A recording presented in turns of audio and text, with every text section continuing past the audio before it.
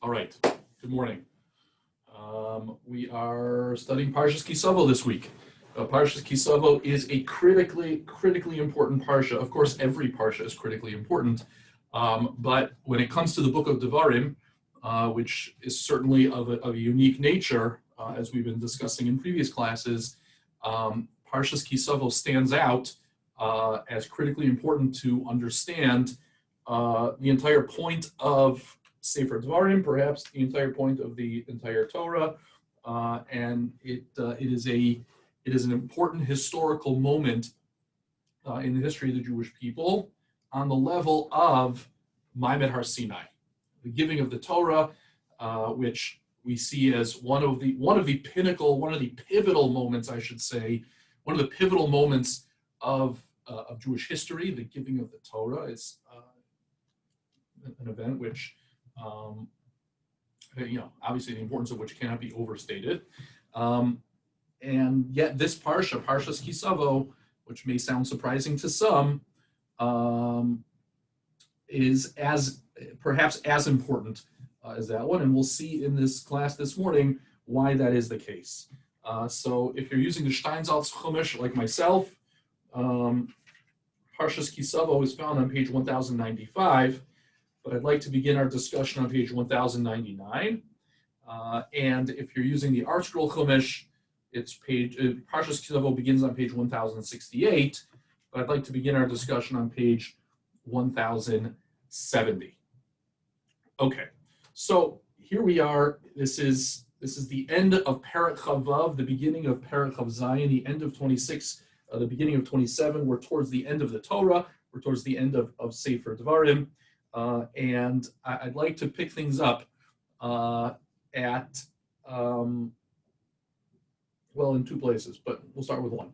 So in the end of Perek Chavav, chapter 26, verse 16, Pasuk Tezayin, it says as follows: Hayom hazeh Hashem Elokecha mitzavcha la'asos es hachukim ha'eleh ves hamishpatim v'shamarta v'asisa osam b'chol levavcha v'chol nafshecha. Hayom hazeh, this day, and we'll have to understand what day that is, right? What's Hayom hazeh? Is this a particular day on the calendar that Moshe is referring to? Hayom hazeh, Hashem Elokecha mitzavcha la'asos, right? Hashem is commanding you to keep all the mitzvos in the Torah. You should keep them and you should do them with all your heart and with all your soul, which are phrases that sound familiar from the Shema and from other places in Sefer Devarim. These are important general statements about keeping the Torah. Es Hashem ha'emarta hayom, right? Es Hashem ha'emarta hayom. What does Es Hashem ha'emarta hayom mean? You have, the way Rabbi Steinsaltz translates it is, you have elevated Hashem today as your God. But emarta, from the word amar, reflects a certain sense of declaration, right? You have declared, Hashem today as your God. Lios l'chol Elohim, to be your God. V'leches b'drachav l'shmor chukom yisosam mishpatav l'shmoa b'kolo. Right? Again, a very, very general, broad statement about what it means to be a Jewish person, right? To identify with Hashem, to walk in his ways, to be his people. He is our God. That's what it means to be a Jewish person. These are very foundational psukim. Hashem hemircha hayom, and in turn, Hashem has declared as well, hayom, right? I should have emphasized in the last pasuk, Hashem hemarta hayom, another instance of hayom, and then Hashem hemircha hayom. Hashem has elevated you, according to Rabbi Steinsaltz's translation, or Hashem has declared you, lios lo la'am segula, to be a treasured nation, kasher diber lach, as he has said to you, v'lishmor kol mitzosav, u'lisitcha elyon al kol hagoyim asher asa, and to make you above, in some sense, above all the other nations. L'sila l'shem l'siferes v'yoscha am kadosh l'Hashem elkecha kasher diber. So these psukim are certainly in character for Sefer Devarim. Sefer Devarim has a number of psukim which talk about Moshe, exhorting the Jewish people to follow the Torah, to keep the mitzvos. But this one seems to be this one seems to be more foundational in describing the very nature of what it means to be a Jew, the very relationship between, very special, the special relationship that exists between Hashem and the Jewish people. And then, if we read the next pasuk, Vayitzav Moshe, Perek Chav Zayin, Vayitzav Moshe v'Zignei Yisrael Asam Lemor, something very interesting happens, which it's so innocuous, it's hard to catch. And that is, we revert to third person. What does that mean? What that means is that Moshe has been talking first person since all the way back in the beginning of Sefer Devarim, since chapter 5. From chapter 5 through chapter 26, Moshe has been speaking in first person, right? Va'eschanan el Hashem eisei lemor. That's actually before chapter 5. That's back in chapter 4. But in the presentation of the presentation of the chapter 3, I should say, but in the presentation of the mitzvos, essentially beginning in chapter 5 of Sefer Devarim, Moshe has been speaking directly to the Jewish people. If you hold the place where you are now and go back to chapter 5, verse 1, I'll show you what I mean very clearly. In the Steinsaltz, it's page 977. In the Art Scroll, it is page 968. And it says, Vayikra Moshe el kol Yisrael v'yomar alehem. Moshe calls to the Jewish people and he says to them, Shema Yisrael asachokim v'ashvatim asher anochi dover ba'oznechem hayom u'lamatem osam u'shmartem la'asosam. Right? Same kind of pasuk we just read in our Parsha. And then, right, so Moshe calls to the people and then he says, Hashem Elokeinu. Right now he's speaking in first person plural. Hashem Elokeinu, Hashem our God, Karas imlanu bris b'chorev lo savosenu. Right, and then he introduces the Aseret Adibros, and then after that, as he speaks, he's speaking directly to the Jewish people. He's speaking in first person and addressing the Jewish people in second person. Right, me, you. Right, you is second person, and that is the language of Sefer Devarim as Moshe goes through all the various mitzvos that he reviews or introduces over the course of his long speech. Right. After all, Sefer Devarim, as I mentioned before, Sefer Devarim is a long speech. So basically, this speech is ending. Right. The long speech of Moshe, the long presentation, the long oration of Moshe is concluding here at this point in Parshas Savo.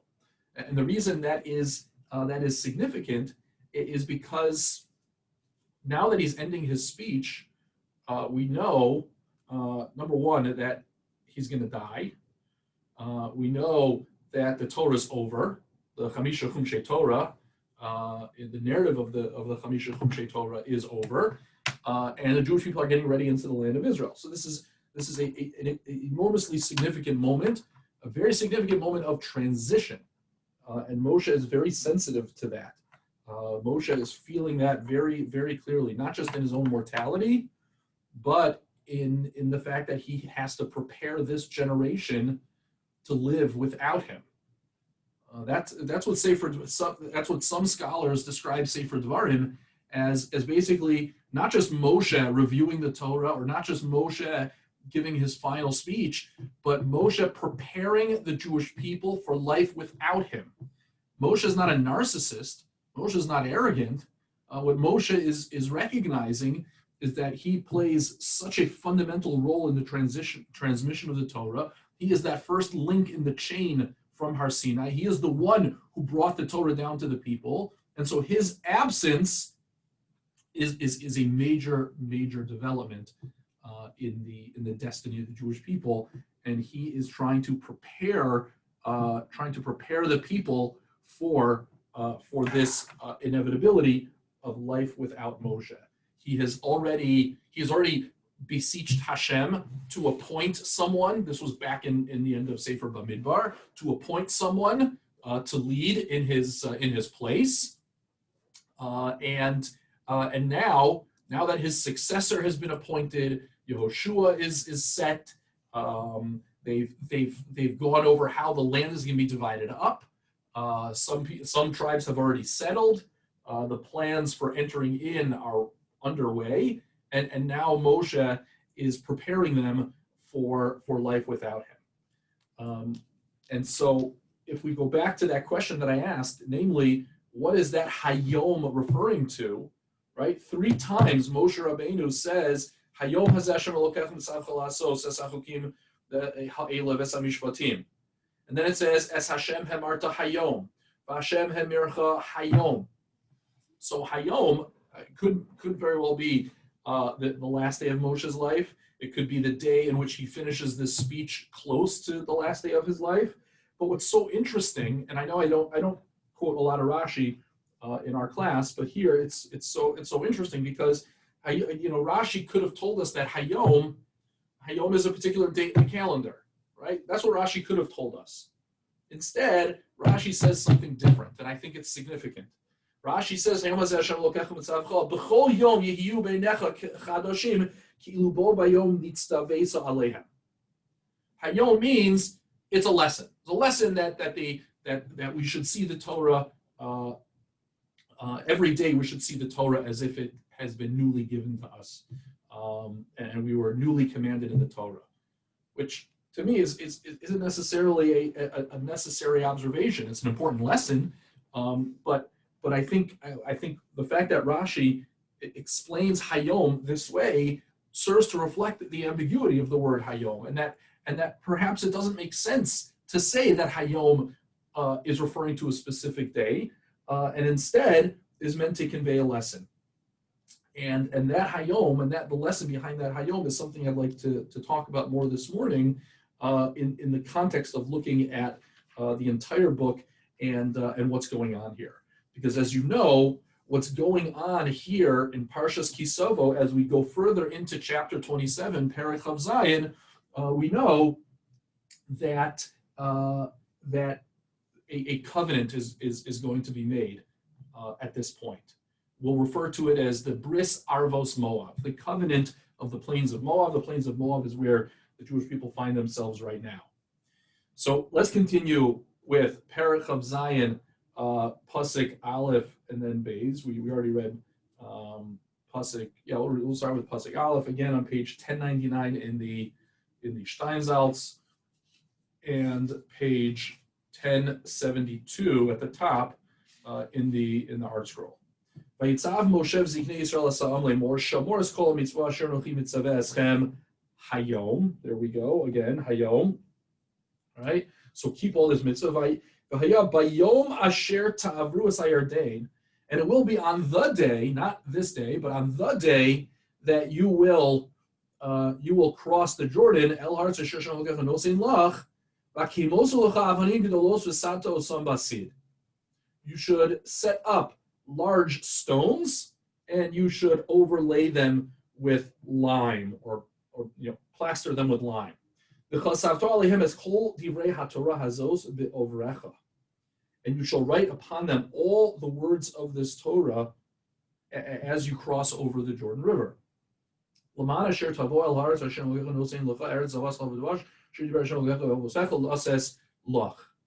Right? You should write them so that you will come to the land that the Lord Hashem is giving you, a land flowing with milk and honey, as he told you. Right?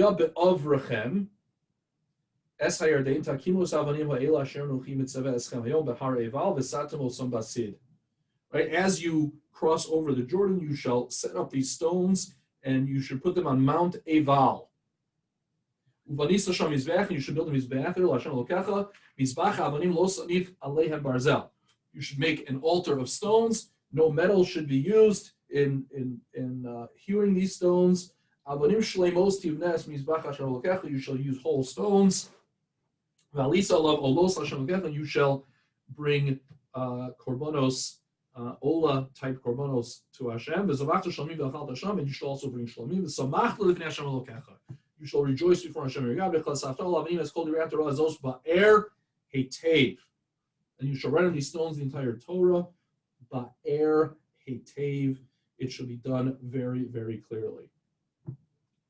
So Moshe if we skip a pasuk into pasuk Yud Aleph, Vayitzav Moshe Sam Bayom Hahu Lemor, Bayom Hahu on that day, right?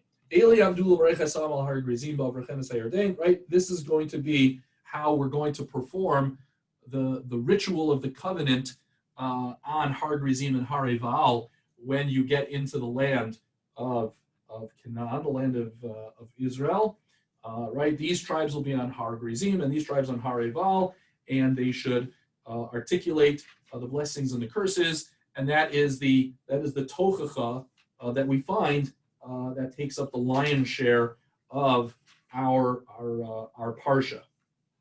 If we skip through all of the details of the covenant, the blessings and the curses, and we go to the very end of chapter 28, we'll see a very, very important pasuk. The last pasuk in chapter 28, which is pasuk 69. It's page 1113 in the Steinsaltz, and in the Art Scroll, it is on page 1084. Eile divrei habris. These are the words of the covenant.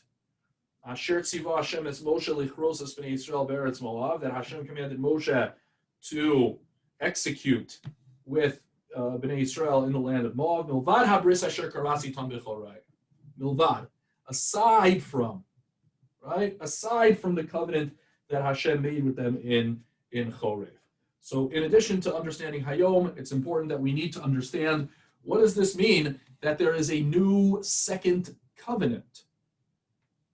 Right? Hashem makes a covenant with the Jewish people at Har Sinai, and it uses the language of covenant. There is covenantal language that is used. It's used in Parshas Mishpatim at the conclusion of the revelation at Sinai. It's used at the end of Sefer Vayikra in Parshas Bechukosai when that tochacha is articulated. So there was a bris, there was a covenant, and the covenant is that Hashem will be our God, we will be His people, and that's the covenant of Sinai. And now there is another covenant which specifically references the covenant of Sinai, which is introduced, and that is the covenant of Arvos Moav. So what is this second covenant? Why do we need it? And just as importantly is why does it occur over two stages? Right? We just read Eila Divrei Habris. These are the words of the covenant. But where is this covenant supposed to be executed? Moshe's laying it out here in Arvos Moav, but the covenant itself isn't going to be executed until they're in the land of Israel. So why is it? Why isn't the covenant made today, right now, right here? Whatever that today is. Why does it have to wait? Why does that covenant have to wait until they are in the land of Israel?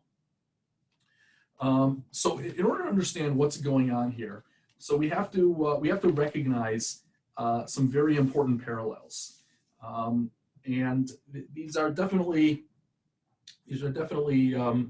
textual parallels, but I think they're very strong textual parallels, which are meant clearly to draw our attention to the very nature of the covenant that is going on here. Because if you go back to page 1099 in the Steinsaltz and page 1072 in the Art Scroll, so remember I pointed out to you that when Hashem says, you're supposed to make this covenant, so Hashem makes a commandment that the entire Torah be written on stones, and that an altar should be built on which korbanos are brought, and that altar should not be fashioned with any metal. They should only, the stones should not be cut by any metal tools. These few elements of writing down the Torah, of commanding to build a mizbeach, commanding to bring offerings on the mizbeach, not using metal tools, all of those were expressly conveyed at Har Sinai. If you hold on to your place and go to Shmos Perek Chaf. Shmos Perek Chaf is the conclusion of Parshas Yisro. In Shmos Perek Chaf, at the conclusion of Ma'amad Har Sinai,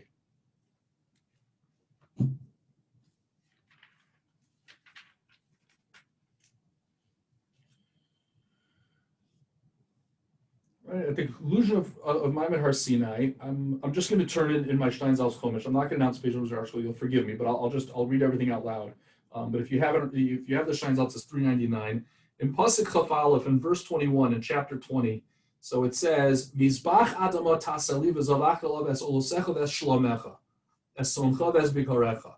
Right, at the conclusion of Ma'amad Har Sinai, right, the Aser Sadibros have just been given. The Jewish people saw the very the amazing laser light show that took place on Har Sinai, and now it says that they should build an altar of earth on which they should do olos and shlamim.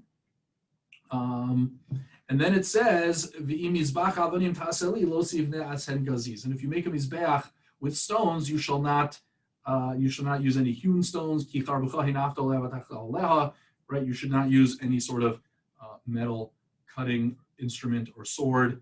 And so you see very clearly the commandment to build a mizbeach that immediately follows Ma'amad Har Sinai. But if we look even further, what it says in Parshas Mishpatim,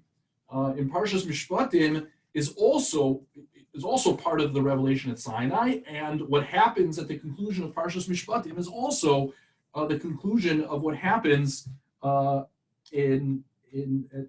as part of the experience at Sinai. So I'm on page 425 in the Steinsaltz. It's Perach of Daled, chapter 24, verse 4. Vayichtov Moshe kol divrei Hashem. So Moshe writes down all the divrei Hashem. He gets up in the morning, he builds a mizbeach. He sets up 12 monuments, 12 stones. Right? When we think about Ma'amad Har Sinai, we just think about the two tablets, right? The luchos, right? But we have to remember that there was more to that event at Har Sinai. There was the building of Mizbeach. There was the setting up of monuments of stones. Moshe writes down the entire Torah.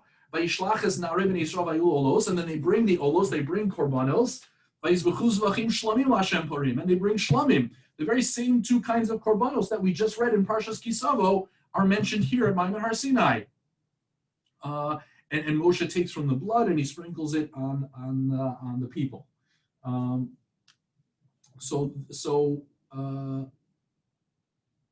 sorry, and then one more element. It says that Moshe and Aaron, Nadav and Avihu in the 70s in Israel, they had a certain vision of Hashem, and then they sat down to eat and drink. They had a meal with presumably the korban shlamim that they had brought. So what do we see? What we see is that Ma'amad Har Sinai, the revelation at Sinai, the covenant at Har Sinai, is marked by a number of critical elements that are found once again at the covenant of Arvos Moav. Writing down of the Torah, setting up of stone monuments to represent the people, the building of Mizbeach, the bringing of korbanos and eating from those korbanos. All of those elements are found at Ma'amad Har Sinai, and they're found here in Arvos Moav. Now here's the interesting thing, and this is an observation made by Professor Micha Goodman, who I've quoted in the past, who wrote an excellent book on Sefer Devarim and Moshe Rabbeinu, and he makes the very, very simple, very, very important observation that there is one element that you find in Ma'amad Har Sinai that appears in Bris Moav, but really will be absent, once the covenant is executed.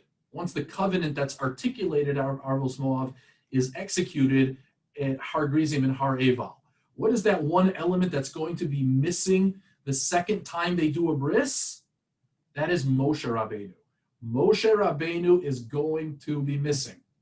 Remember, Moshe played a very critical role in Ma'amad Har Sinai.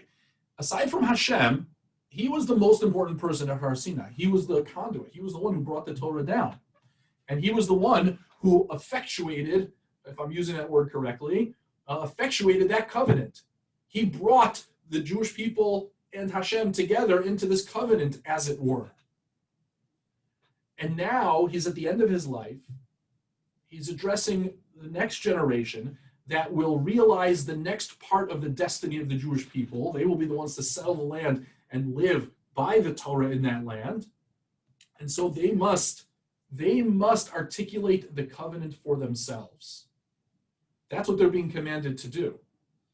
They are commanded, I don't know if I would call it a reenactment of Har Sinai, but what they are doing is they are supposed to take upon themselves all of the elements of Har Sinai for themselves at this very important stage of transition that they're going to be in the land of Israel, which is why I emphasized when I was reading from Parshas Savo before, how many, it says a few times, Be'avracha, that you're doing this as you pass over the Jordan River, right? The fact that they're passing over the Jordan River it represents a critically important moment of transition. It's a key moment in the history, the destiny of the Jewish people, and that moment has to be done right, and it has to be done with a reaffirmation or an affirmation or acceptance of the bris by this generation in particular, the generation that is crossing into the land of Israel.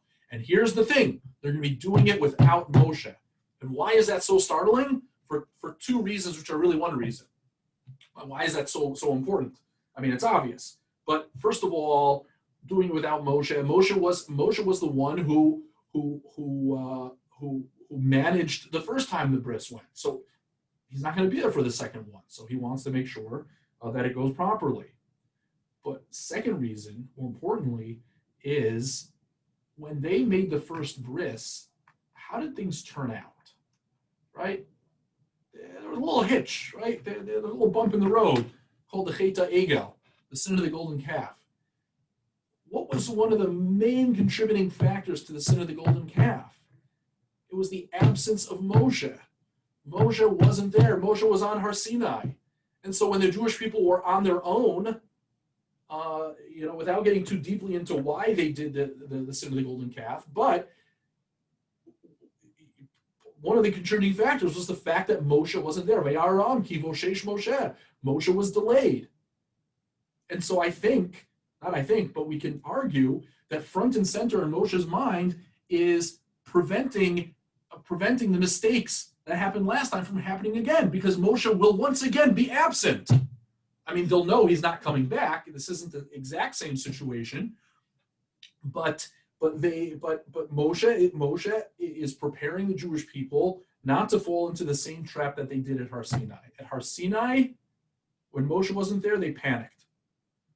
And so for the bris of Arvos Moav, the one that's going to be taking place at Har Gerizim and Har Eval,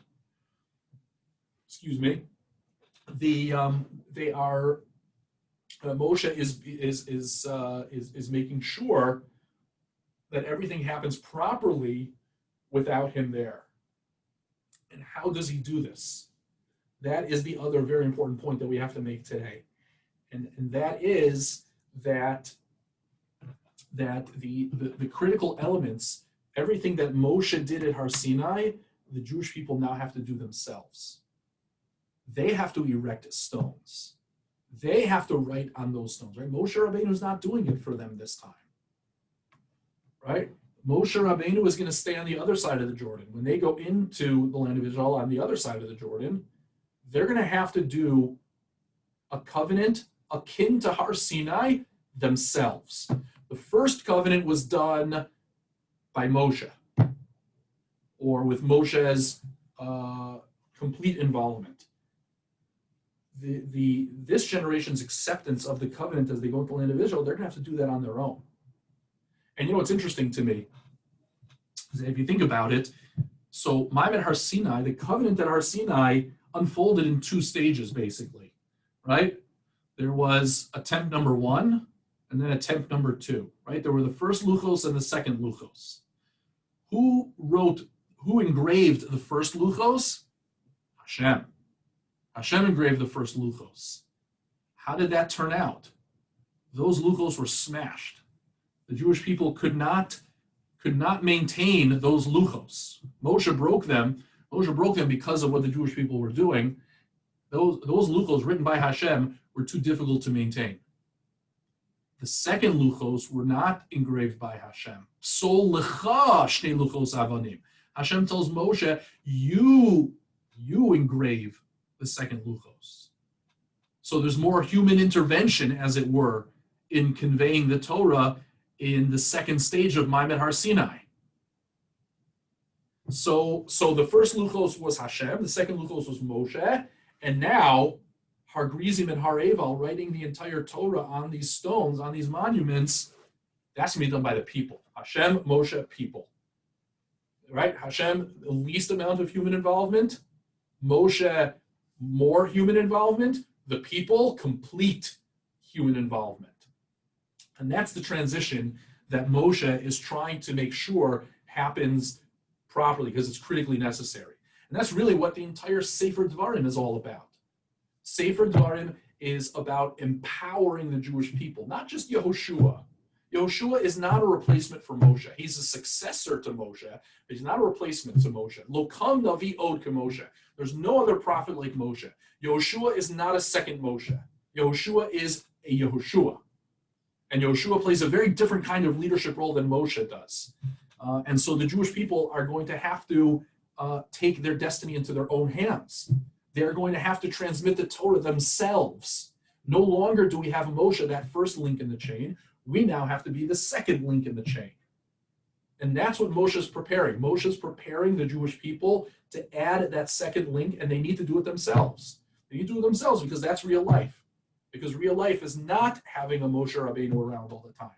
Real life is not having Moshe Rabbeinu around all the time. And that's why I believe that Moshe uses the word Hayom so many times. Because I think Moshe is trying to create a bridge. Right? Moshe Rabbeinu was saying, Hayom, today, while I'm still here, this is the commandment you're being given in order to continue tomorrow when I'm not here. That's why it says so many times Hayom. Go back, page 1099 in Steinsaltz, page 1070 in the Art Scroll, Pasuk Tes Zayin, verse 16, that second paragraph in the Art Scroll.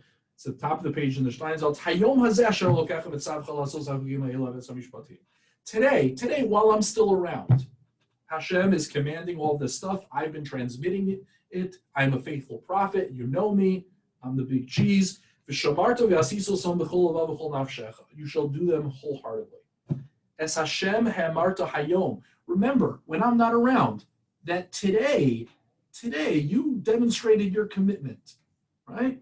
Hashem ha'amarta hayom li'oslech Elokim l'leches v'yidrachav l'ishmor chagom yizom v'shtav l'ishmor v'kolo. Right? You made that commitment today. Remember that commitment that you made today, again, because there's going to be a tomorrow.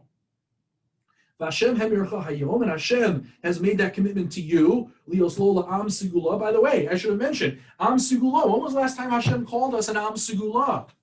That was back in Maimed Har Sinai, right? V'yisem li segula mikol ha'amim.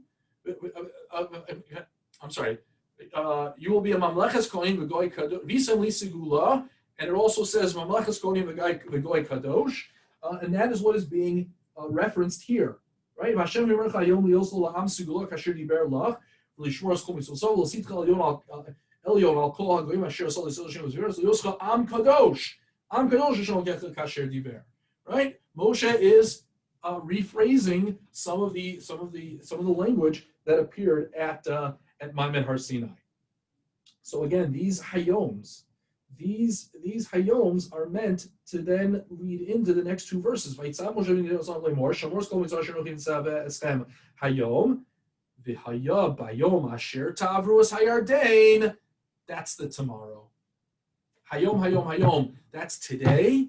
Moshe's still around. And then v'haya bayom asher ta'avru, the day that you pass over, that's tomorrow with a capital T. That's the day without Moshe. That's the day when the Jewish people have to execute this bris, this covenant without him. They have to do it on their own.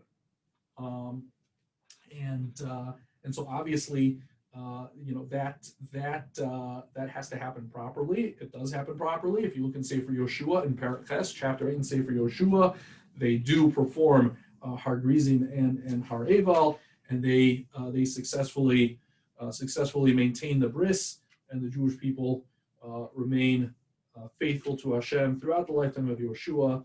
After Yoshua, we know the wheels fall off the wagon pretty quickly, but nevertheless, that transition, that very critical transition, is made. And I just want to make another couple comments that are important to keep in mind, and that is the fact that the Jewish people have to accept this for themselves. The fact that they need to do this for themselves, it sounds obvious, but I think it's a very important point, because one could say that until now their Jewish experience has been relatively passive. Yes, they built the Mishkan. Yes, they had to follow the Torah, but the experience in the desert, as we know, is not a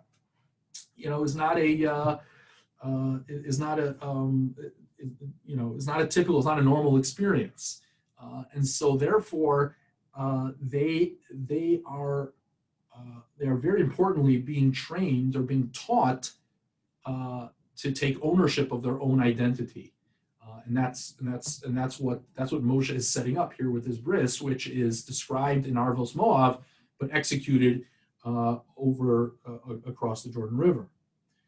But what's interesting to me, though, is that if you look back, even that element of the Jewish people taking initiative and taking responsibility for themselves, even that existed at Ma'amad Har Sinai, if you recall, because what's the most famous response of the Jewish people at Ma'amad Har Sinai?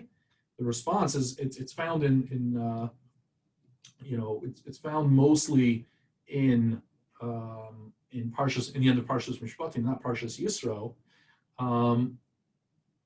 but the Jewish people say Na'aseh v'nishma, we will do and we will listen. So for that generation, a generation which again was much more dependent on Hashem and Moshe, so that very short, terse two-word phrase represents the sum total of their initiative, more or less. Right, that's their initiative. That's their taking responsibility. Na'aseh, we will do v'nishma, and we will listen. But this second generation, much more is expected of them. They need much more than Na'aseh v'nishma. They need much more than just a short phrase, which is why Moshe is spelling out this ceremony that they have to undergo. And I think, and this might sound a little homiletic, but I think this whole notion of splitting up the nation and having some of them Har Grizim and some of them Har Eval, and having the bracha on one mountain and the klala on the other mountain, I think represents that those different aspects of what it means to observe the Torah. Right? There are positive mitzvos and there are negative mitzvos. There is reward and there is punishment. And I think Na'aseh v'nishma can be seen as a microcosm of that, right? Na'aseh, we will do, right? We will perform the positive mitzvos. V'nishma, we will adhere, we will listen to the negative mitzvos, and we will refrain from that. That's one way to look at Na'aseh v'nishma. That Na'aseh v'nishma is broadened. We fill in the details of Na'aseh v'nishma with Har Grizim and Har Eval, right? One mountain represents Na'aseh, one mountain represents Nishma. One mountain represents we're going to observe mitzvos, and the other mountain represents we are going to avoid the transgressions. One mountain represents bracha, and one mountain represents klala. Right, the different sides of our observance, which is captured by Na'aseh v'nishma, is broadened and enriched by the bris Arvos Moav. So that's basically this is essentially the conclusion of the narrative of Sefer Dvarim. Obviously, the only thing that remains is Moshe's final brachos, his final prophecies, and his death. But in terms of what Sefer Dvarim is all about, and this is what I began with, in terms of what Sefer Dvarim is all about, it comes to a head it comes to its climax here in Parshas Savo. It's reviewing the entire Torah in order for the Jewish people of this generation to be entered into the bris, to accept it for themselves. It's in some sense a reenactment of Har Sinai, but really more a reenactment of making a bris, the reenactment of the bris at Sinai, which takes place at Arvos Moav, which is articulated at Arvos Moav and then executed in the land of Israel without Moshe. Okay, all right, we'll stop here for today. I see I have a hand, so I'm going to unmute Mindy. Go ahead. Okay, so I feel like that the 2 brises are necessary because when you take the first bris, you didn't learn. So I know for myself, when I started learning Torah, because I went to public school, my whole Na'aseh v'Nishma, even though I was Shomer Shabbos, because in our day and age in Toronto, there wasn't yeshiva yet that was like Mariah, etc. So before I learned, it was a different Na'aseh v'Nishma than when I learned things. So here, they had those 40 years to learn, and now they have to say Na'aseh v'Nishma, and it's a whole different level. Exactly. I think I was basically implying that, but yeah, I agree with you 100%. That's exactly what's going on here, right? There was less involvement, as it were, on the part of the Jewish people when there is a Moshe Rabbeinu. Moshe Rabbeinu fills up the space in the room, right? And now that Moshe is going to be exiting, and the Jewish people are going to assume a more prominent role on their own independently, that Na'aseh v'Nishma needs to mean a lot more. Exactly. That's exactly. I agree with you 100%. But it's even to make it more personal, because there was no Moshe. It's really the learning in this day and age, and applying it, and making me a different person, making me a better person, making my tefillah better, everything. Also, another point I would say is that there are certain mitzvot you can only do in the land of Israel. Right. So that also maybe has to be, although that wouldn't fit in with Hayom, because it's different. That when they're there, there's certain mitzvot. It has to be said again because there's certain mitzvot that are only done. But again, the Hayom means that we're setting the stage today because we know that tomorrow will be in the land of Israel. Right. Yeah. Right. Oh, very good. Thank you. It's other brachot that you have to give also. Yeah. There. I mean, other mitzvot. All right. Thank you. It was great. Thank you. Nice to come back to you. It's so good to see you. So good to see everybody. Have a great day, everyone. Thank you. Take care. Bye-bye.